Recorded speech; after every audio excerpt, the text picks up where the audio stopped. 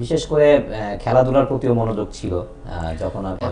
গণমাধ্যমে পদার্পণ কি 90-এর দশকে? হ্যাঁ, আমার 94 থেকে, আমি 94 সাল। সেই সময়ের গণমাধ্যমের হালচালটা কেমন ছিল?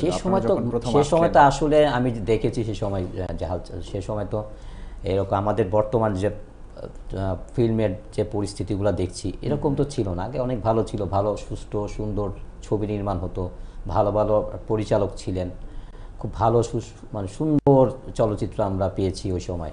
সেই সময়ের ছবি আর বর্তমান ছবিটা কিন্তু অনেক ডিফারেন্ট। তফাৎগুলো কীরকম?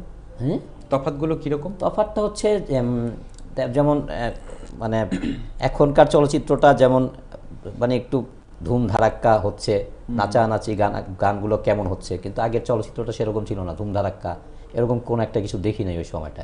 তখন তো ছোট ছিলাম, তখন আমি তো এসএসসি পাস করেছি তখন। মানে আপনি সুস্থ ধারার চলচ্চিত্রটা আমি দেখেছি তখন।